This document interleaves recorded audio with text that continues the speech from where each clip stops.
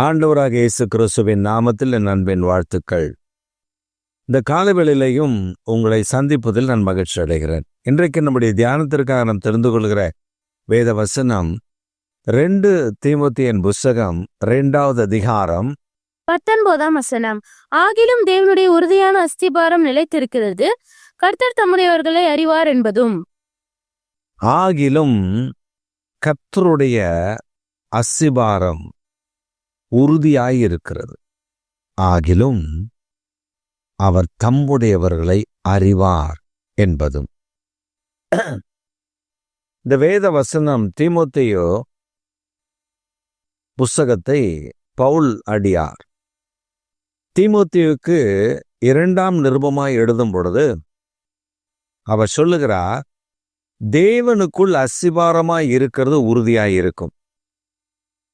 தேவன் தம்முடையவர்கள் யார் என்பதை அறிந்திருக்கிறார். நாம கிறிஸ்துவுடைய அஸ்திபாரத்தில் உறுதியாய் இருக்க வேண்டும். வேதத்தில் அதற்காகத்தான் இயேசு ஒரு சம்பவத்தை சொல்லுகிறார்.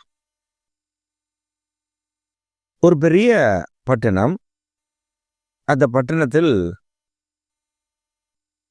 ஒரு ஆறு, அந்த ஆற்றுக்கு அருகில் பாறைகள் இருக்கிறது, மணல் பாங்கான பகுதி இருக்கிறது. 2 நபர்கள் அந்த இடத்தில் வீடு கட்டுவதற்கு வருகிறார்கள். ஒருவன் தான் ஒரு வீட்டை எப்படி கட்டுகிறான் என்றால், பாறையின் மேல் கட்டுகிறான். பாறையின் மேல் கட்டுகிறவன் எப்படி கட்டுவான்? நல்ல அஸ்திபாரம் போட்டு அந்த வீட்டை ரொம்ப ஸ்ட்ராங்காக கட்டி அந்த வீட்டில் குடியிருக்கிறான். மற்றொருவன் மணலின் மேல் ஒரு வீட்டை கட்டுகிறான், மணலிலே கட்டுகிறான். பெருவெள்ளம் வருகிறது, மழை பெய்கிறது, ஆற்றில் வெள்ளம் பெருக்கெடுத்து வரும் பொழுது மணலின் மேல் மணலினால் கட்டப்பட்ட வீடு அடித்து செல்லப்படுகிறது, ஒன்றுமில்லாமல் போகிறது. ஆனால் பாறையின் மேல் கட்டப்பட்ட வீடு நிலைத்திருக்கிறது. அப்ப தேவனுடைய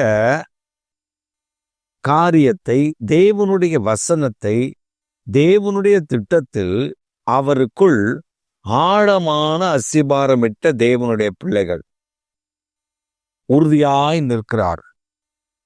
மழை பெய்யும், வெள்ளம் வரும், அவர்களை அசைக்கார்.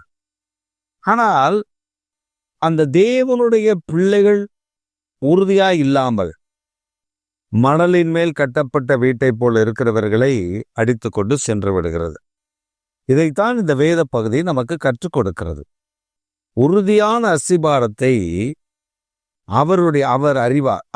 அவருக்குள் ஒரு மனிதன் உறுதியாய் இருப்பது அவருக்கு தெரியும். தம்முடையவர்கள் யார் என்பதையும் அவர் அறிந்திருக்கிறார். நாம நினைக்கலாம், நம்முடைய தாளந்து, நம்முடைய திறமைகள், நம்முடைய எண்ணங்கள், நம்முடைய சிந்தனைகள், நாம் போட்டிருக்கிற வஸ்திரங்கள், நாம் போட்டிருக்கிற மிடுக்கான காரியங்கள், நம்முடைய வசதி வாய்ப்புகள், இவைகள் நாம் ஆண்டவருக்குள் வளர்ந்திருக்கிறோம் என்பதை காட்டுவதைப் போல நாம் தோன்றலாம், நமக்கு தெரியலாம், நம்ம அதை வெளியே காண்பிக்கலாம். ஆனால் அப்படி அல்ல.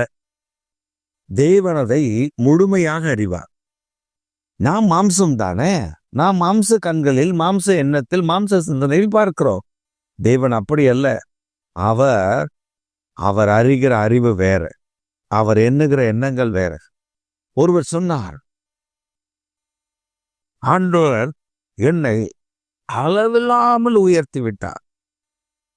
அளவில்லாமல் பாருங்க, குறுகிய காலத்தில் கார் வாங்கிட்டார், நிலங்கள், நிறைய இடங்கள்ல நிலங்களை வாங்கினாரு.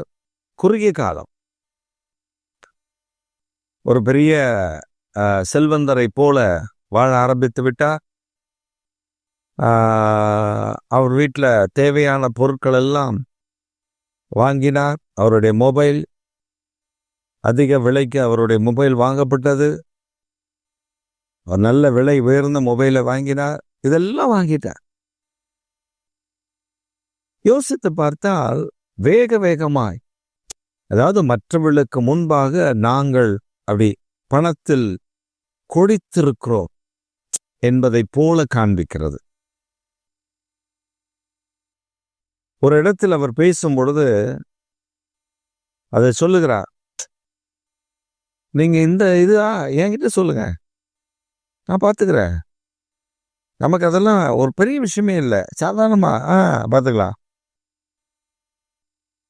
அப்படி பேசிவிட்டு அந்த மனிதர் எங்களோடு வாகனத்தில் வரும் பொழுது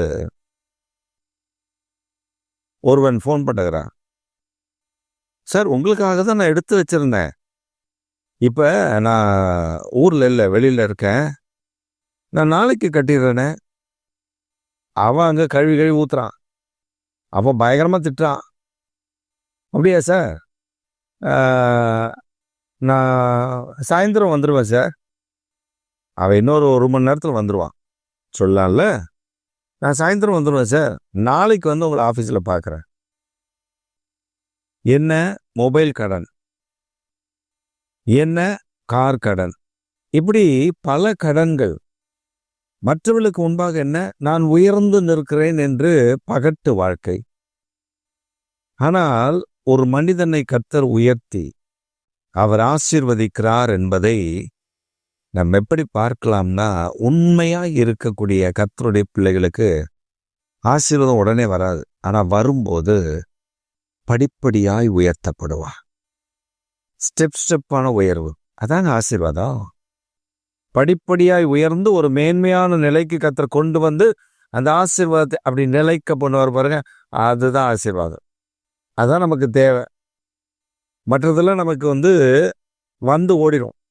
ஆனால் கர்த்தருடைய ஆசீர்வாதம் ஐஸ்வர்யத்தை தரும், அதனுடைய வேதனையை கூட்டார். ஆம் பிரியமானவர்களே, நாம் சோர்ந்து விடுகிறோம். நான் உண்மையாய் ஆண்டவரை தேடுகிறேன், உத்தமமாய் தேடுகிறேன். அவெல்லாம் அப்படி இல்லை, துன்மார்க்கமா இருக்கான், கண்டதை பண்றான், பொய் சொல்றான், தீமை செய்யறான், அவன் இப்படியெல்லாம் வாழ்க்கை வாழ்றான். ஆனா அவன் உயர்ந்து நிற்கிறானே, நான் என்ன இன்னும் ஒரு ஆசீர்வாதம் கூட எனக்கு இல்லையே. நீங்க புலம்புகிறீர்களா? உங்கள் அஸ்திபாரம் கிறிஸ்துவுக்குள் இருக்கிறது, நீங்கள் அவருடையவர்கள் என்பதை அவர் அறிந்திருக்கிறார். உங்களை பற்றி முழு தெளிவு அவருக்கு இருக்கிறது. ஆனால் உங்களை ஆசீர்வதிப்பது அவருக்கு பிரியம். சோர்ந்து போகாதிருங்கள். உங்களை ஆசீர்வதிப்பது தேவனுக்கு பிரியம். நீங்க நினைக்கலாம், எங்களை ஆசீர்வதிக்காமல் அவர் கைவிட்டு விட்டாரோ என்று சொல்லி. இல்லை, உங்களை மேன்மைப்படுத்துவதான் ஆண்டவர் விரும்புகிறார். ஆனால் உங்களை ஏற்ற காலம் வரும்பொழுது, ஒரு முறை ஒரு தாயார், அவருடைய பிள்ளைகள் 3 பிள்ளைகள், அவங்க வீட்டுக்காரர் இளமையிலேயே இல்லாமல் போய்விட்டார். இந்த தாயார் தான் 3 பிள்ளைகளை வளர்க்கிறார்கள். அதுல மூத்த 2 பிள்ளைகள், ஒரு தங்கை. இந்த 2வது ஆண் பையன் 3 பிள்ளைகளையும் கரங்களை பிடித்து அவர் ஆலயத்துக்கு போய்விட்டு கர்த்தரை துதித்து ஆராதித்து விட்டு திரும்ப தங்கள் வீடுகளுக்கு வருவது அவர்கள் வழக்கம். அப்படி வரும்பொழுது இந்த 2வது பையன் ஒரு பெரிய கார்கிட்ட போய் நின்றுட்டு, இந்த கார் எனக்கு வாங்கி கொடுமா. அம்மா சொல்லியிருக்காங்க, சரிடா செல்லம் வாங்கி தரேன், அம்மா வாங்கி தரேன், வா போலாம். இல்லை இல்லை, எனக்கு இந்த கார் இப்பவே வேணும், இப்போ கொடுத்தாதான், இல்லைன்னா நான் வீட்டுக்கே வரமாட்டேன். சரி போ அப்படின்னு சொல்லிட்டு அவங்க விட்டு வந்துட்டாங்க. வீட்டுக்கு வந்தாச்சு. வீட்டுக்கு வந்தா பையன் வரல. திரும்ப போனா அந்த பையன் அந்த காரை பிடிச்சிட்டே அழுதுட்டு இருக்கிறான். அப்புறம் இவங்க போய் கொடுக்க வேண்டியதை கொடுத்து வீட்டுக்கு கொண்டு வந்துட்டாங்க. அவங்க சொன்னாங்க, அந்த சின்ன வயசுல எனக்கு அந்த கார் வேணும்ன்ற, அவனுக்கு ஓட்ட தெரியாது. யார் ஓட்டுறது? எனக்கு வாங்கி கொடுக்கக்கூடிய வசதியெல்லாம் இருந்தது. ரொம்ப சின்ன பையன். இப்ப கார் வாங்கிக்கடான்னு சொல்றேன், அவன் வேண்டான்னு சொல்றான். எனக்கு கார்லாம் வேண்டாம், எனக்கு பிசினஸ் தான், நான் அதுல முன்னேறினா போதும் அப்படின்னு சொல்றான்.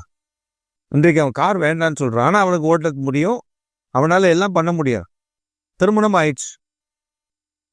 அப்ப யோசிச்சு பாருங்க, தகுதியான பொழுது கர்த்தர் நமக்கு தகுதியானதை தருகிறார். அதனால தாமதிக்கிறார் என்று சிலர் சொல்லுகிறபடி கர்த்தர் தம்முடைய வாக்கு தத்தத்தை குறித்து தாமதமாயிராமல் ஒருவரும் கெட்டு போகக்கூடாது. ஒருவரும் கெட்டு போகக்கூடாது. இதில் ஆண்டவர் உறுதியாக இருக்க விரும்புகிறார். அதனால் பிரியமானவர்களே, உங்களை குறித்து அவர் தெளிந்த எண்ணம் கொண்டிருக்கிறார். எங்கள் மகிழ்ச்சியோடு என்னை பற்றின தெளிவான எண்ணம் என் தேவனுக்கு இருக்கிறது. அவர் என்னை ஆசீர்வதிப்பார், உயர்த்துவார், மேன்மைப்படுத்துவார். ஆமேன்.